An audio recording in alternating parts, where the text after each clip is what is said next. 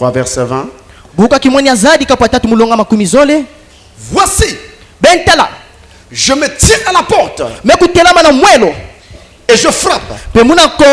Si quelqu'un entend ma voix et ouvre la porte, j'entrerai chez lui, je souperai avec lui et lui avec moi. Et c'est ce qu'il fait ce soir. Car je vous dis, vous n'êtes pas obligé d'attendre le dimanche pour avoir le Saint-Esprit. Maintenant, si ton cœur est disposé, il rentre en toi. Voici, je me tiens à la porte. Il se tient devant la porte de ton cœur. Il se tient devant la porte de ton âme. Et il frappe. La porte de l'âme, c'est la pensée. Rien ne peut se faire dans la vie d'un être humain si cette chose ne commence pas dans sa pensée. Vous ne pouvez pas demander de l'eau à boire à quelqu'un avant que dans votre pensée vous conceviez l'idée d'avoir besoin de boire. Ensuite vous demandez, puis-je avoir un verre d'eau? Cette parole là que vous prononcez n'est rien d'autre qu'une pensée exprimée. Vous comprenez? Si quelqu'un vous insulte et que vous vous fâchez, c'est parce que dans votre pensée, le diable vient et vous dit, comment tu peux te laisser insulter? Réagis. Alors vous commencez à penser à ça. Après un moment, vous êtes emballé par votre pensée et frappez celui qui vous injurie. La pensée est la porte de l'âme. Rien ne peut se faire sans commencer par la pensée. Et Dieu se tient devant la porte de votre âme. Autrement dit, votre pensée. Il frappe. Si quelqu'un ouvre, il entrera et soupera avec lui. Souper avec Dieu signifie souper avec lui. C'est que Dieu va se révéler à vous. Dieu va vous révéler sa parole. Et vous voyez bien qu'au moment de la révélation, il y a causerie. Dieu vous parle. Il vous montre ce que vous ne compreniez pas avant. Et quand il vous parle, il est donc en train de causer avec vous. Que fait-il donc? Il communie avec vous. Parce que pendant que ces choses vous sont montrées, vous pouvez aussi demander, Seigneur, mais comment cela se fait-il? Et lui il continue à développer. C'est ça ce que dit l'Écriture. Le Saint-Esprit nous est donné pour que Dieu se révèle à nous, pour que Dieu communie avec nous. Lorsqu'Adam était tombé dans le jardin d'Éden, la Bible dit qu'il avait rompu sa communion avec Dieu. Il entrait dans la nuit des temps et s'éloignait de son Dieu. Lorsqu'il s'éloignait de son Dieu, il n'y avait plus moyen pour lui de communier avec Dieu comme auparavant.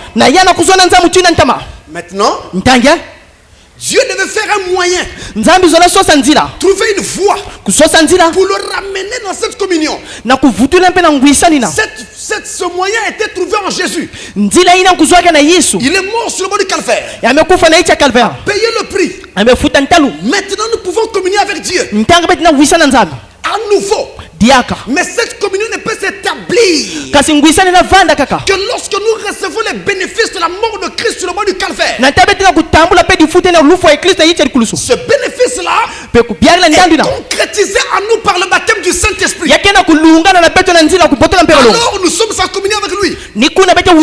Jésus dit dans Matthieu 11, verset 25, je te loue, Père, Seigneur du ciel et de la terre, de ce que tu as caché ces choses aux sages et aux intelligents, et de ce que tu les as révélés aux enfants.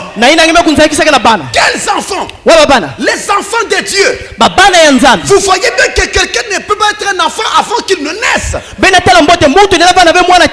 que vous soyez l'enfant de votre père, vous êtes d'abord né. Sans naissance, on ne devient pas un enfant. La nouvelle naissance se fait par le baptême du Saint-Esprit. Ceux qui sont nés de nouveau, qui sont baptisés du Saint-Esprit, sont enfants de Dieu. C'est à eux que la parole est révélée, pas aux autres. Voyez-vous? Et quand Dieu vous révèle sa parole, il est en train de communier avec vous. Et en communion avec vous, il restaure ce qui était perdu en Éden. La communion qu'il avait avec Adam, quand il descendait chaque soir dans le jardin, il parlait avec l'homme dans le jardin.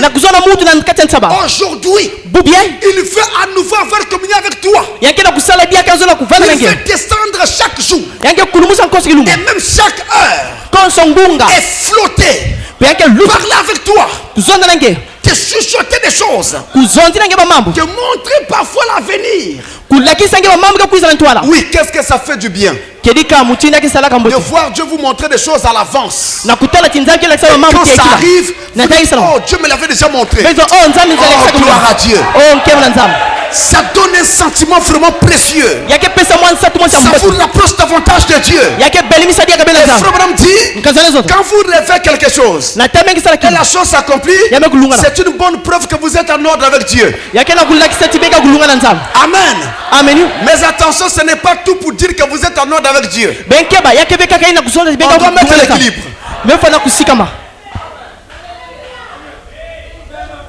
Voilà la deuxième raison. Troisième raison.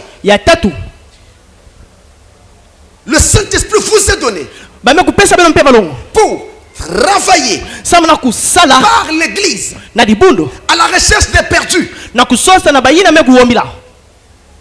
Jésus n'est plus sur la terre physiquement. Maintenant,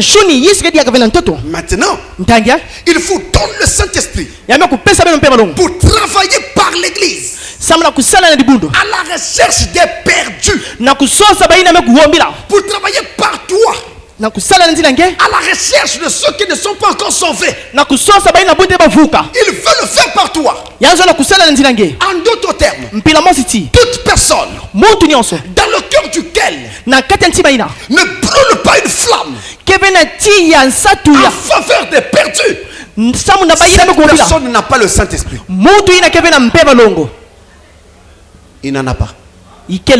Si cette personne en avait, cette personne brûlerait pour les âmes perdues.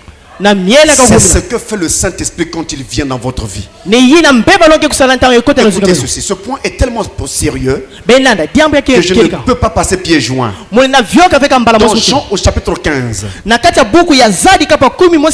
verset 16.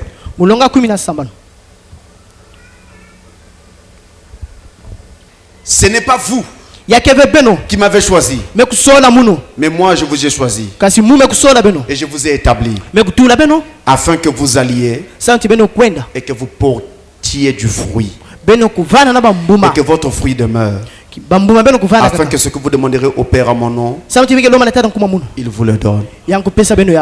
Je vous ai établi pour que vous portiez du fruit. Toute personne établie par Dieu doit porter du fruit. Si vous ne portez pas du fruit, vous n'êtes pas encore établi. Vous n'avez pas encore le Saint-Esprit. Il faut qu'il y ait des gens qui soient sauvés derrière vous. Vous devez être un canal par lequel d'autres gens vont découvrir le Seigneur et s'attacher. Souvent, les gens viennent derrière vous.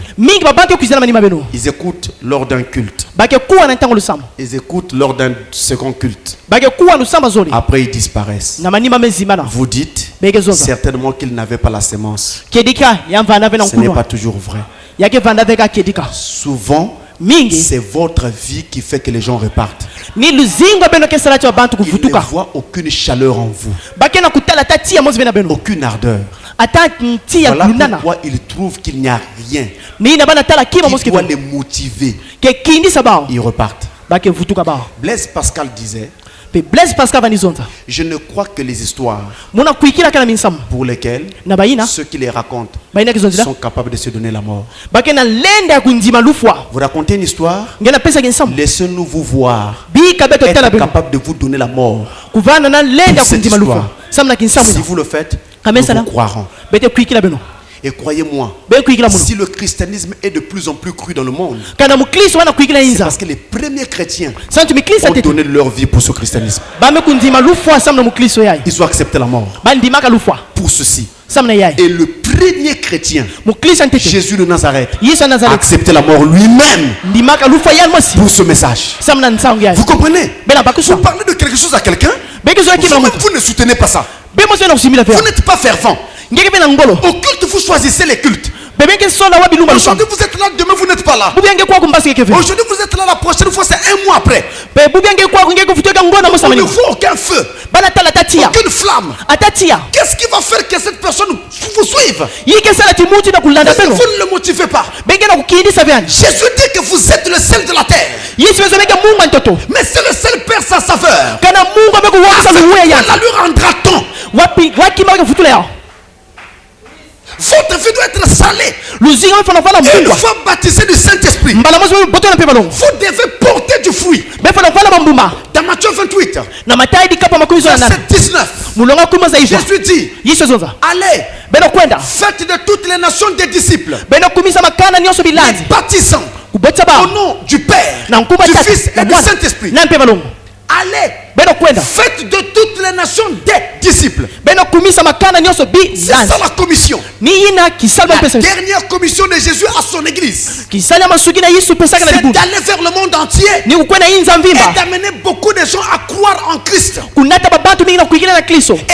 pour croire en Christ, tu dois commencer par le témoignage de votre vie, afin qu'on en arrive au témoignage de votre bouche. Votre vie doit laisser transparaître Jésus au monde. Si vous-même vous êtes un couple, dans le quartier où vous vivez, les gens savent que votre maison est un terrain de boxe. Vous vous battez tout le temps avec votre femme. Comment le voisin vous suivra-t-il? Quand vous maltraitez vos enfants, vous ne les nourrissez pas, vous allez faire votre vie à l'extérieur.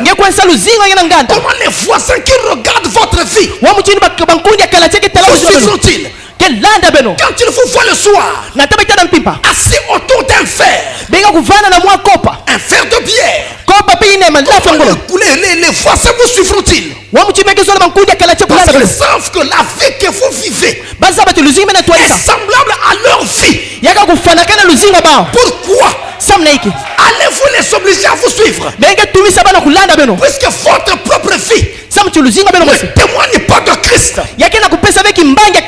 C'est ça le problème, mes frères. Écoutez-moi très bien. Quand Jésus a baptisé quelqu'un du Saint-Esprit, il y a une différence radicale qui se produit. Si hier il était voleur, après le baptême du Saint-Esprit, il arrête d'être voleur. Si hier c'était un voyou, après le baptême du Saint-Esprit, il arrête d'être voyou. Ne pensez pas que le Saint-Esprit dont je parle n'est qu'une émotion ou des sensations qui prennent les gens. Après rien ne s'ensuit. Je ne parle pas d'un tel Saint-Esprit. Laissez ça aux pentecôtistes. Moi je parle de l'authentique Saint-Esprit de Dieu. La personne même de Jésus. C'est une forme spirituelle qui entre dans votre vie. Et quand il entre, écoutez-moi très bien, quand Jésus entre par une porte, le diable doit sortir par l'autre porte. Jésus est la lumière. La lumière du monde. Le diable, le péché et le monde sont ténèbres. Quand la lumière apparaît, qu'est-ce doit faire les ténèbres?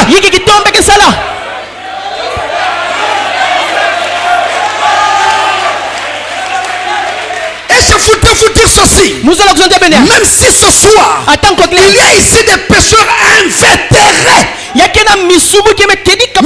croyez Croyez-moi, si votre cœur s'ouvre pendant que je parle, Dieu va entrer dans votre vie. Et le péché, les ténèbres, le mal, la sorcellerie, la magie, l'adultère, le vol, la poisson vont sortir. Alléluia. Et pendant que je parle, je sais que les démons sont en train de sortir. Est-ce que quelqu'un dit amen à cela? Ils ne peuvent pas résister.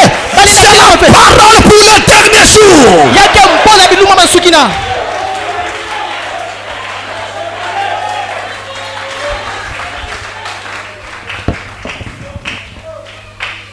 Il doit vivre en toi et poursuivre son œuvre. Dans la prédication, dans la prédication, pourquoi le Saint-Esprit a-t-il été donné? Au paragraphe 31.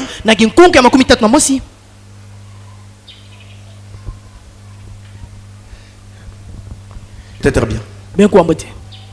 C'est le but du Saint-Esprit. C'est le Père à nouveau. C'est le Père à nouveau. Dieu le Père qui habite en vous, qui accomplit ses plans pour terminer son plan de rédemption, qui œuvre à travers vous, qui fait de vous un co-ouvrier avec lui, qui vous donne une place, qui vous donne une part pour votre frère et votre soeur déchus, perdus, qui vous donne son esprit et son amour, pour aller à la recherche des perdus, comme il l'a fait dans le jardin d'Éden. Adam, où es-tu? Voilà ce que le Saint-Esprit fait à un homme ou une femme. Quand il pénètre dans leur cœur et qu'il établit sa demeure, il y a une soif et une faim pour les âmes perdues. Si cette soif et cette faim ne sont pas, ne vous faites pas d'illusions. Le Saint-Esprit n'est pas là. Et vous avez besoin de le chercher. Rappelez-vous, personne ne peut croiser Dieu tel qu'il est. On a vraiment besoin d'être prêt. Dans la prédication, un prophète rouge de honte, prophète rouge de honte, paragraphe 104, il dit ceci: qu'en est-il de vous? Combien d'âmes avez-vous gagné depuis que vous êtes en Christ? Le christianisme se communique de l'un à l'autre. Combien d'âmes avez-vous gagné depuis que vous êtes chrétien? Si vous ne gagnez pas d'âme, vous êtes coupable. Vous êtes stérile.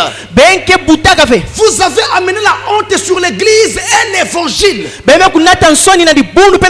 Combien de personnes avez-vous invité à la réunion de prière le mercredi soir? Si vous ne le faites pas, vous devriez être honteux. Honteux de vous devant Christ. Vous êtes coupable. Et votre place est à l'autel. Je vous invite à venir avec moi vous repentir. C'est lui qui le disait à son église ce jour-là. Voyez-vous, si votre cœur ne brûle pas pour les païens, écoutez, quand vous parlez des païens, ils peuvent être aussi mauvais qu'on peut le penser. Mais avez-vous déjà pensé une fois que vous aussi vous étiez païen avant? Avant que vous ne soyez chrétien, vous étiez païen. Croyez-moi, chaque saint d'aujourd'hui a un passé. Et chaque pécheur d'aujourd'hui a un avenir. On ne peut pas lui refuser cela. Donc quand le Saint-Esprit vient, il vient brûler dans les cœurs, pour amener les gens à courir vers d'autres qui ne connaissent pas encore Dieu. En d'autres termes, chaque fois que l'occasion se présente, chaque fois que l'occasion se présentera, une âme qui a le Saint-Esprit ne manquera pas de témoigner de Jésus à cette autre personne. Elle ne manquera pas de lui dire: est-ce que tu peux faire un tour d'écouter toi-même? Si vous ne sentez pas ce feu brûler en vous, c'est que le Saint-Esprit, vous ne l'avez jamais eu. Et le prophète dit: la meilleure raison que je sache de vivre, c'est d'être chrétien et d'amener d'autres personnes à Christ. C'est cela, frère, la raison de vivre. Quatrième point. Quatrième raison pour laquelle le Saint-Esprit vient dans nos vies. Amener un réveil dans l'âme de l'homme. Il vient pour amener un réveil dans votre âme. Il vient pour réveiller. Le Saint-Esprit vient manifester un réveil dans votre cœur. Dans le livre d'Éphésiens, au chapitre 5, Éphésiens 5, verset 14. Il nous est dit, Éphésiens 5, verset 14. C'est pour cela qu'il est dit: réveille-toi, toi qui dors, relève-toi d'entre les morts, et Christ t'éclairera. Relève-toi d'entre les morts. Il s'agit de morts spirituelles. Des gens, des hommes et des femmes morts dans le péché, dans la mondanité, dans l'incrédulité. Dieu veut que tu sortes de ce nombre-là. Mais tu ne peux en sortir si Christ ne t'éclaire pas. La lumière de Dieu en toi, c'est le Saint-Esprit. Quand cette lumière se lève dans ton cœur, la nuit est terminée. Tu ne peux plus continuer à dormir. Tu dois te réveiller. Et vous savez vous-même que quand la nuit tombe, nous dormons. Nous sommes inactifs. Mais quand le jour se lève, nous nous réveillons. Et automatiquement nous rentrons dans l'activité. Nous devenons actifs. Nous vaquons à nos différentes occupations. Si Christ te sort des ténèbres, du péché et de l'incrédulité, tu dois devenir actif pour les choses d'en haut. En d'autres termes, toute personne qui est réveillée dans son cœur ne sera jamais paresseux quant aux choses de Dieu. La paresse n'existe pas dans un cœur déjà sauvé. Il n'y a pas de paresse spirituelle. Il est disposé. Il est vaillant. Écoutez-moi très bien. Qu'est-ce qu'on appelle un réveil? Réveil signifie exactement ce qu'il veut dire. C'est l'action donc d'amener quelqu'un qui était dans un sommeil à l'état d'éveil. Il se réveille. Il dormait. Maintenant il ne dort plus. Spirituellement parlant, il dormait dans le péché. Il dormait dans l'ignorance. Il dormait dans les ténèbres du monde. Maintenant la parole de Dieu vient lui ouvrir les yeux. Il voit ce qu'il ne voyait pas avant. Et sa vie change. Même quand vous l'écoutez chanter. Hier il pouvait chanter comme ça. Mais maintenant, il y a une raison qui le fait chanter. Il chante avec ardeur. C'est-à-dire qu'il sait pourquoi il doit chanter. Il sait qu'il y a une raison qui le fait chanter. Regardez Myriam et toutes les filles d'Égypte et les Hébreux, quand ils ont traversé la mer Rouge, les Égyptiens les ont poursuivis. Moïse dit: dit, ne craignez pas. Les Égyptiens que vous voyez aujourd'hui, vous ne les verrez plus jamais. Et quelques temps après, les Égyptiens étaient noyés dans la mer Rouge. Ils sont tous morts dans la mer Rouge. La mer Rouge, c'est là qu'ils sont tous morts. Et quand les Hébreux traversent de l'autre côté, Myriam, la sœur de Moïse, prend son tambourin. C'est pas chanté, conduit par l'esprit de Jéhovah. Israël l'accompagnait. Frère Bonhomme dit, c'était un réveil en type. C'était un signe du baptême du Saint-Esprit en type. Voyez-vous, vous venez d'Égypte. Et le diable ne veut pas vous laisser partir. Hier vous les serviez. Vous les serviez dans l'impudicité. Vous les serviez dans l'alcool. Vous les serviez dans la fraude et la tricherie. Vous les avez servi dans le football. Croyez-moi, le football n'est pas de Dieu. Vous n'avez peut-être pas entendu. Je répète. Le football n'est pas de Dieu. C'est du diable. Vous cherchez le Saint-Esprit. Et puis demain vous allez courir pour aller voir Eto. Sachez qu'à partir de maintenant, ce n'est plus Eto qui doit être dans votre cœur. Ce n'est plus Ronaldinho. Mais il y a un autre Ronaldinho maintenant. C'est Jésus de Nazareth. Alléluia. Quand vos amis vous diront, allons voir un match, dis à tes amis, j'ai déjà un autre match dans mon cœur.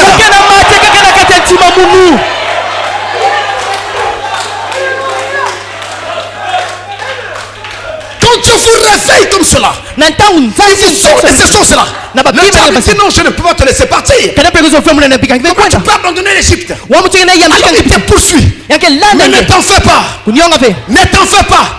Tous ces Égyptiens que vous voyez, tous ces démons que vous voyez, mensonge, vol, tous les démons qui vous ont poursuivi, vous ne les verrez plus jamais. Répentez-vous. Faites-vous baptiser au nom de Jésus. Passez par le sang. Et ces démons vont mourir.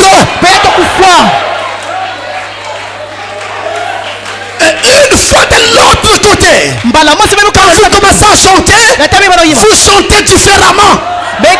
Parce que vous savez que quelque chose vous est arrivé. La chanson est en général un signe de victoire. Quand les gens ont gagné un match, vous les voyez courir, ils crient, ils sautent, mais la joie se termine en chanson. La joie se termine en chanson. Ils courent en chantant. Ils chantent leur victoire. Oui, le chrétien aussi chante sa victoire. Quand nous chantons Jésus, c'est notre victoire que nous chantons. Alléluia. Voilà pourquoi dans une église du Dieu vivant, dans une église du Dieu vivant, où les gens sont nés de nouveau, on ne chante pas Dieu assis, on chante Dieu debout, les mains en train d'être battues, les pieds en train d'être bougés. Alléluia. Si ma bouche ne peut pas te chanter, mes mains te chanteront. Si mes mains ne peuvent pas te chanter, mes pieds te chanteront. Si mes pieds ne peuvent pas, mon âme te chantera. Mais si je ne peux plus, c'est que je te loue là-haut. Alléluia. Sauvé, baptisé du Saint-Esprit, délivré. C'est ce que tu es tenté de faire maintenant. Oh, gloire à Dieu. Le chariot céleste, le chariot de feu est en train de descendre. Le chariot descend déjà. Il est en train de descendre. Il descend. Il descend. Si vous êtes prêts, recevez-le. Alléluia. Alléluia.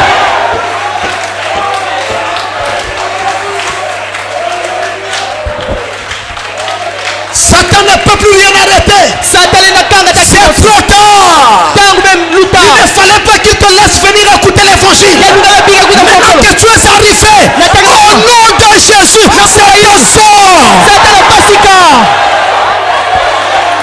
Alléluia.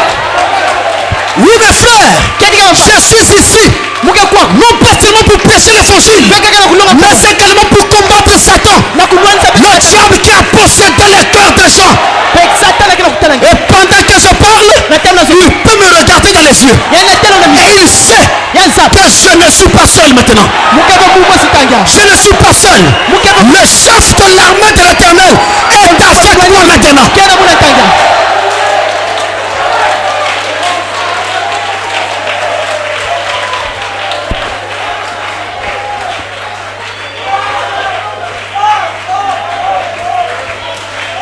Aux États-Unis, une fois, il y avait des esclaves qui vivaient dans un roche quelque part.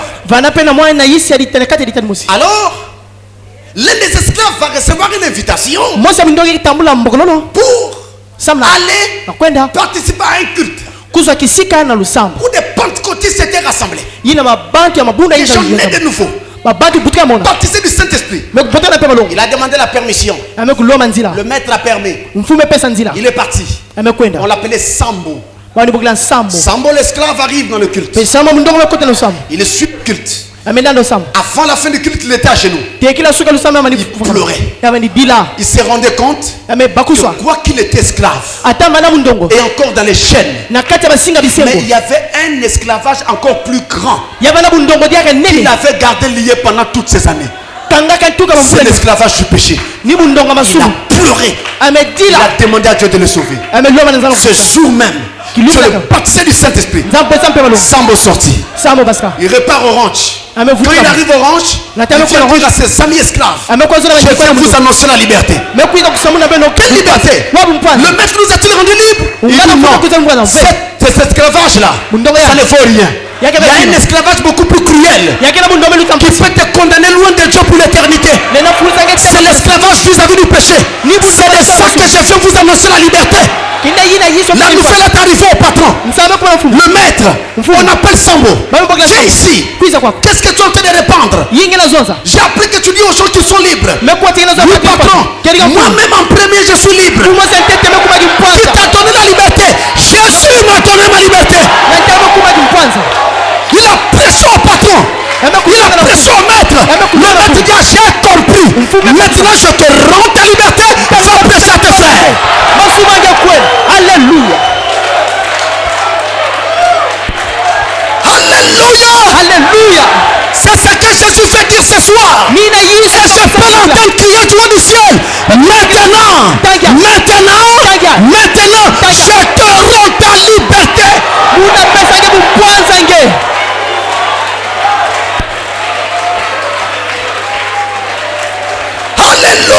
Alléluia. Le diable a chaud ce soir. Oui, c'est l'heure du Saint-Esprit. C'est l'heure du Saint-Esprit. L'heure est déjà venue. Tous les enfants de Dieu doivent recevoir le Saint-Esprit.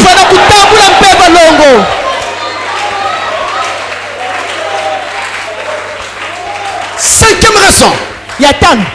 Cinquième raison. Le Saint-Esprit vient en toi comme un précepteur en vue de l'adoption. Je répète, le Saint-Esprit vient pour être un précepteur en vue de l'adoption. Il vient pour être un maître d'école en toi, pour te préparer et te conditionner pour l'adoption. C'est pourquoi il vient. Il vient pour être un enseignant dans ton cœur. Il vient pour être un pédagogue. Écoutez très bien. Je vous donne des passages. Certains, je ne les lirai pas pour gagner du temps. 1 Corinthiens chapitre 13. 1 Corinthiens 13 verset 11.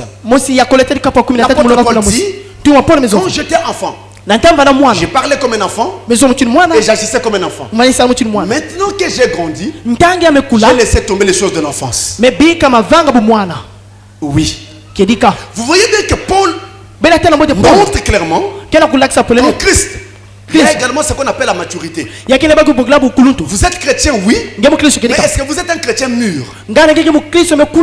Si vous n'êtes pas un chrétien mûr, vous êtes quand même un chrétien. Mais vous n'êtes pas encore mûr. Donc vous n'êtes pas encore adopté. L'enlèvement dont on parle ne sera que pour ceux qui auront atteint l'adoption. Ne vous faites pas d'illusions. Toute personne qui ne sera pas adoptée ne sera pas enlevée. Même si cette personne est chrétienne, il faut l'adoption. Jésus, sachant cela, a tout prévu. Il te donne le Saint-Esprit pour que le Saint-Esprit t'enseigne dans ton cœur afin de te préparer à atteindre l'adoption. Vous comprenez? Parce que notez bien, il y a une différence entre le baptême du Saint-Esprit et le Saint-Esprit. Le baptême du Saint-Esprit, c'est ta nouvelle naissance. Mais le Saint-Esprit, c'est le Saint-Esprit lui-même venant s'établir maintenant en toi pour l'adoption. Donc le Saint-Esprit, c'est ton adoption. Le baptême du Saint-Esprit, c'est ta nouvelle naissance. Le baptême du Saint-Esprit t'introduit dans le corps de Christ. 1 Corinthiens 12 verset 13. Tu es dans le corps. Une fois que tu es dans le corps, par le baptême du Saint-Esprit, je dis bien par le baptême du Saint-Esprit, tu es dans le corps, tu es en Christ, tu fais partie de l'église de Christ. Eh bien, le Saint-Esprit qui vient en toi au moment du baptême du Saint-Esprit, c'est toujours le Saint-Esprit. Mais quand il vient là, il ne vient pas encore pour s'établir. Il vient pour être un pédagogue, un maître d'école, un enseignant, un instituteur, un précepteur, pour t'enseigner, te préparer et te conditionner afin que tu atteignes la maturité et que Dieu t'adopte. Vous voyez, c'est ça la raison pour laquelle il vient. C'est pour te préparer. Maintenant, quand tu atteins cette maturité, le même Saint-Esprit que tu avais reçu lors du baptême du Saint-Esprit s'établit. Je veux dire, il prend pleinement sa place pour maintenant travailler plus efficacement qu'auparavant. Parce que là c'est la maturité, et là c'est l'adoption. Alors je dois être plus clair. Comment cela se passe-t-il? Écoutez-moi très bien. Galates au chapitre 4 verset 1 à 7. L'apôtre Paul dit, quand j'étais un enfant, j'étais déjà héritier. Mais je ne pouvais pas hériter en tant qu'enfant. J'étais soumis à des précepteurs qui étaient chargés de m'enseigner. Et ces précepteurs rendaient des comptes au Père. Et quand ils ont vu que j'avais atteint la maturité, ils ont dit au Père, maintenant l'enfant est ok, il est mûr. Alors le Père faisait la cérémonie d'adoption. Et la Bible dit dans Ephésiens 1, je peux vous retrouver le verset rapidement parce que ce passage est fondamental. Voilà, sur verset 5.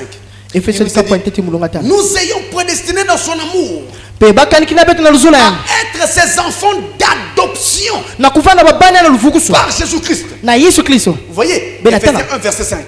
L'adoption est une prédestination. Comment cela se passe? Regardez. Jésus, je prends son exemple. Il est venu sur la terre.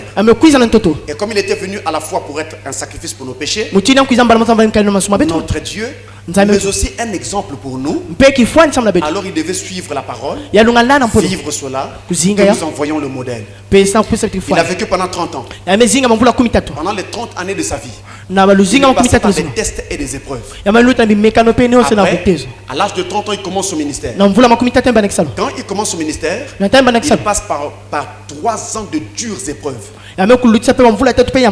Il a fini. Alors, le Père l'a mené sur la montagne de transfiguration. Et À côté de lui sont apparus Élie et Moïse. Ils étaient sur la montagne. Et alors, quand les apôtres qui étaient avec lui regardaient, ils ont dit qu'est-ce que c'est merveilleux. Construisons ici 3 tentes. Une pour Élie, l'autre pour Moïse et la troisième pour Jésus. Et quand il disait ça, une voix s'est fait entendre au ciel. Celui-ci est mon fils bien-aimé. Écoutez-le. C'était l'adoption. Et cette adoption-là, ça s'appelle l'adoption, écoutez-le. Je veux dire, en parlant de ça, même dans l'adoption, il y a des phases. Vous voyez, il y a l'adoption ou la position dans le corps de Christ. C'est-à-dire, Dieu vous donne un don par lequel vous commencez à travailler pour lui. Il y a l'adoption, écoutez-le, qui est la phase ultime de l'adoption. Cette adoption-là, c'est en fait la foi parfaite qui s'installe dans quelqu'un. Il peut dire, tu vas mourir à l'instant. Tu meurs sur le champ.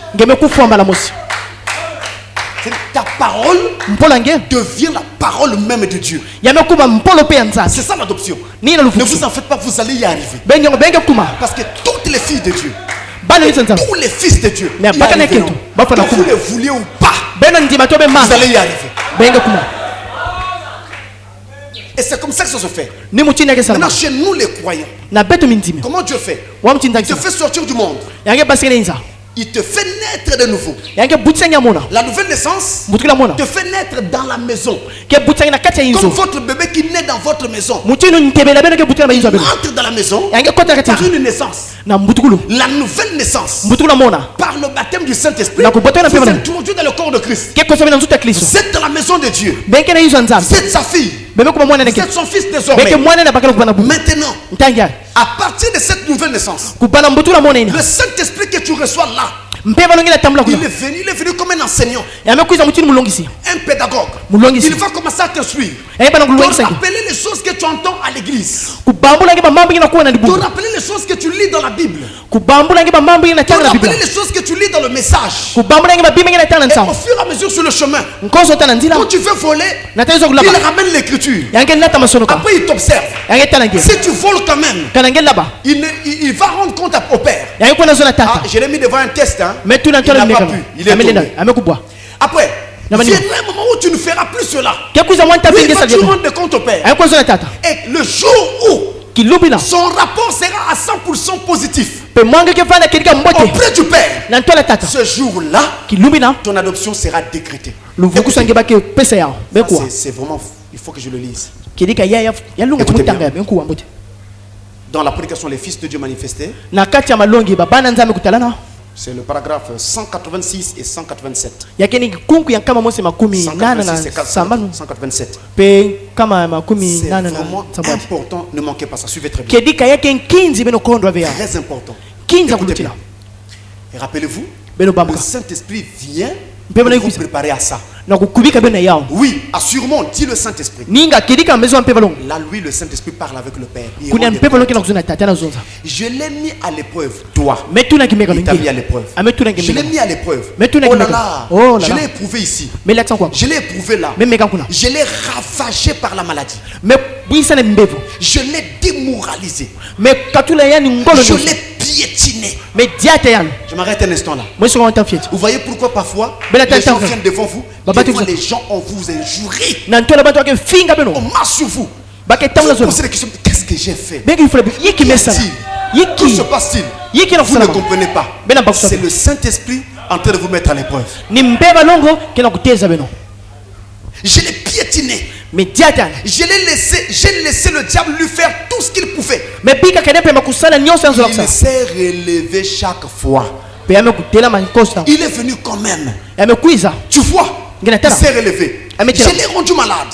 J'ai fait ceci. Je l'ai envoyé à l'hôpital. Je l'ai amené ici. Et j'ai fait ceci. Et j'ai fait cela. J'ai monté sa femme contre lui. J'ai monté ses voisins contre lui. Non, j'ai fait en sorte que ses voisins s'opposent à lui. Ça n'a absolument rien changé. Il a dit qu'il me tue j'espérerai quand même en lui. J'ai tué sa famille. J'ai pris ceci. J'ai pris ceci. J'ai fait tout ça. J'ai fait ceci. Cela est autre chose. Encore là, il s'est relevé. Qu'il me tue, je le servirai quand même. Il est à moi. Écoutez bien. Oh, eh bien, je crois que nous devions le faire venir quelque part dans un petit lieu spécial pour faire une adoption.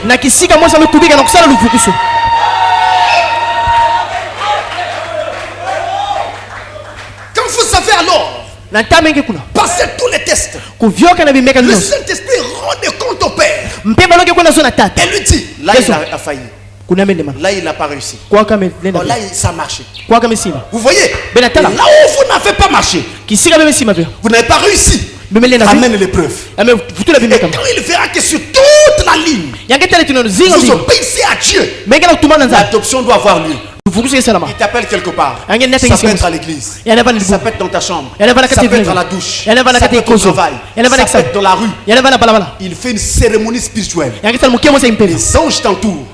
Tu ne le verras pas forcément. Ton entourage ne le verra pas. Mais une onction spéciale va tomber sur toi. Et quand ça te saisit, c'est Dieu en train de te positionner. Il te donne une place. Désormais, voici ce que tu feras pour moi. Et quand tu vas faire ce travail, les gens font la bénédiction accompagnée sur la route. C'est parce que tu ne le fais pas toi-même. C'est lui qui le fait au travers de toi. C'est l'adoption. Et un homme comme ça, adopté, ne peut pas rater l'enlèvement. Il est prêt pour l'enlèvement. C'est un candidat pour l'enlèvement. Vous voyez, comme je vous l'ai dit, il y a des niveaux dans l'adoption. Un jour, nous pourrons enseigner uniquement sur ça et vous le montrer. Le baptême du Saint-Esprit vous prépare au Saint-Esprit.